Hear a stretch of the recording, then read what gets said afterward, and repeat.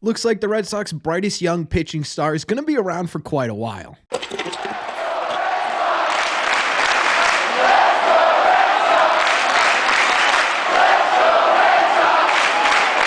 What is going on, everybody? Welcome back to Red Seat Radio. My name is Corbin, and man, this week has flat out been a roller coaster of emotions, right? We go from worst case scenario for the Red Sox this spring training just a couple of days ago to probably the best news we've gotten all off season today. Over the last couple of days, there's been a ton of different news. In fact, this is our fourth video in 24 hours, but this may be by far and away my favorite video we've made this off season because one of the Red Sox brightest young stars, Brayan Bello, is now secured and locked up for a very long time. So what we're going to do in this video is we're going to react to the Brayan Bello extension news. We're going to talk about what contract he got, what it looks like, what it means. And we're going to talk about what the impact of this signing has on the Red Sox, as well as what this could point to in terms of a philosophical change within the organization. But before we get into that, we are on the road to 10,000 subscribers. So if you want to help us get there, make sure you guys have hit that subscribe button if you haven't already. We talk Red Sox content almost every single day. Also, make sure you guys have hit the like button on this video as well. Really does help these videos out a ton, and it would mean a lot to me. Thank you all very much for clicking on this one. Let's get into it. Okay, so let's start by breaking down the actual contract itself before we get into the impacts and the philosophical changes this could indicate, because this has actually been in the works for quite a while. A couple of weeks ago, we got information from Bello himself that they were more or less getting close to an agreement, and then we didn't really hear anything until yesterday when news came out that they were very, very close. Well, today they finally sealed the deal, and the actual contract itself looks something like a 6-year, $55 million deal, which would be about $9.16 million a year. Obviously, that is going to be starting on the lower end of that and then increasing in value as the contract goes on. So he's going to start with probably $1 or $2 million and make his way up as he gets towards the end of this 6-year deal. It also includes a $1 million bonus as well. And the other part of this is that there's a 7th-year club option that would be for $21 million. This contract is supposed to kick in this season, which means based on that, this is buying out the rest of Brayan Bello's arbitration year with the Red Sox, as well as guaranteeing the Red Sox 1 year of control into what would have been his free agency, as well as the opportunity to have that 2nd year of control as well, which is really awesome in my opinion. And it's pretty much in line with the contracts Hunter Green and Spencer Strider got. And to me, it's an absolute steal for the Red Sox. They are turning a variable contract year to year into a constant, steady piece of the Red Sox future and ensuring that the brightest young pitcher on the team is a part of the future plans for at least 6 years, if not more. Now, I know some of you guys might not be super pumped with the actual length of this deal, but one, pitchers are extremely volatile, even the best ones or even the ones that have the highest hopes, so it makes sense that they're not going to commit to an extremely long-term contract. And the other thing is here too, one, it gets up to 7 years. That's a lot of time with Brayan Bello, and two, you can always rework this, right? If you get to year 4 or year 5 and you're like, man, I think he could be great for the next 7 or 8 years, let's see if we can extend this deal. There's always that opportunity to work with. So when we're looking at the actual numbers itself, I absolutely love this. I think it's a great move for the Boston Red Sox. I think it's great for Brayan Bello, who gets a payday, who gets the official confirmation that, hey, you are a big part of what we are trying to do here. It also sort of cements him in where he is and where he's getting paid. The Red Sox don't need to worry about crushing relationships and arbitration or anything like that. In my opinion, this is exactly the type of deal we were looking for with Brayan Bello. Now, in terms of the actual impact this may have, I think it's very indicative of what the Red Sox believe Bello's ceiling could possibly be. Like we mentioned, this contract looks very similar to the likes of Hunter Green and Spencer Strider, who are both pretty easily true frontline guys in their rotation. Now, Bello so far in his career has a 4.37 ERA with a little bit lower 4.11 FIP, a 1.456 WHIP, a 7.9 K per 9, and a 3 even walks per 9. When you look at those statistics on paper, you might sit there and say, man, I just wanted to see one more year before we locked him down. And I think that's totally fair, but what I will say is that this shows a lot of faith in what the Red Sox believe Brayan Bello can be. We saw bursts of it, especially in the first half last year, where he was one of the best pitchers in baseball, sporting a 3.04 ERA in 14 starts with just a 1.188 whip, a 7.9 K per 9, and he was able to hold opponents to just an 83 OPS plus. That's well below league average by about 17%. Obviously, that tapered off in the second half a bit, with his ERA spiking up towards 5.0 1.49. But like we talked about before with Bello in our whether or not Bello can be an ace video, most of that was due to the fact that he was pitching well above his previous innings high. You don't give that kind of money, especially from the pitching side of things, if you don't believe that he is going to be able to get to that consistent level of domination. So I think the first impact that this is truly going to have is going to be actually on Brayan Bello himself, and it's a sign that, hey, we are entirely confident that going forward,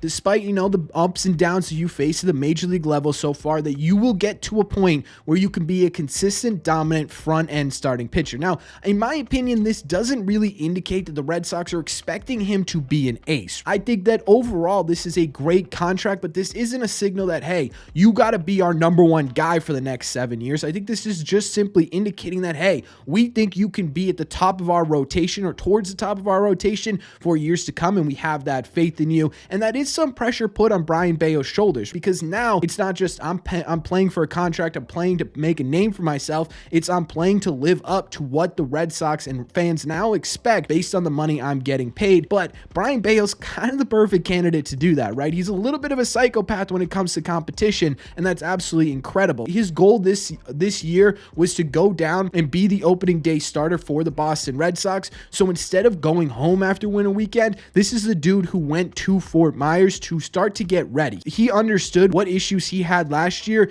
in his stamina and his inability to really effectively get left-handed hitters out, especially in the back half of the season. And instead of just sort of sitting there being like, well, maybe this is who I am, he went down there after winter weekend, worked with Pedro Martinez, worked with the trainers down there to increase his stamina, to shape his slider, to really sort of improve himself. And this is the type of work ethic Brayan Bello has. So to me, the first impact being what this is going to put on Brayan Bello, he's the perfect candidate to have pressure on his shoulders because he kind of loves it. He loves being able to prove everyone wrong or prove everyone right. And this is exactly what he's now able to do. I think the other part of this or impact this could have actually doesn't really have a whole lot to do with Bello at all, and more has to do with the overall philosophy of the Boston Red Sox. Because this offseason, right, the biggest problem we've had is that they don't want to spend in order to get premium talent. They've been preaching to us this entire offseason that they are trying to build upon the stepping stones that they have in place on this team now and supplement it with the young core in this organization. Well, in order to actually do that, you need to ensure that your young core is here for a long period of time, right? Up until now, we really didn't have faith that that was going to get done because all we had to go off of was the fact that they have not been able to do that in the past. This could possibly, I'm not saying it's going to happen, cause a domino effect that leads to other players on this major league team or who are going to be on this major league team at some point 2025 or in 2026 and so on that get locked up as well. If the Red Sox goal is truly to be like the Atlanta Braves or like the Houston Astros and have a lower payroll because of the fact that they have all these controllable contracts, this is the first step in that direction, and I think that's absolutely excellent. The question now is, can they continue to do this? Is it going to be Tristan Casas next? Do they run into a roadblock there and pivot to someone else? This is a good step forward in what could be the light at the end of the tunnel for Red Sox fans. Now, I'm not sitting here and saying this completely erases the entire offseason, that this is something that you should put on a pedestal and ignore everything else. No, that's not what I'm saying. What I'm saying is that this could be a positive sign that the Red Sox are willing to spend money, but they want to spend money smartly and on players that are already within this organization, which again, could work out really well. Again, I'm not defending ownership. Don't come at me for that. I promise you, I have my issues with them as well. I just think this is really, really great for what the Red Sox are trying to do overall. And I think it's really, really great sign that things are going in the right direction. And again, I'm thinking this is hopefully the start of a light at the end of the tunnel, where in a couple of years,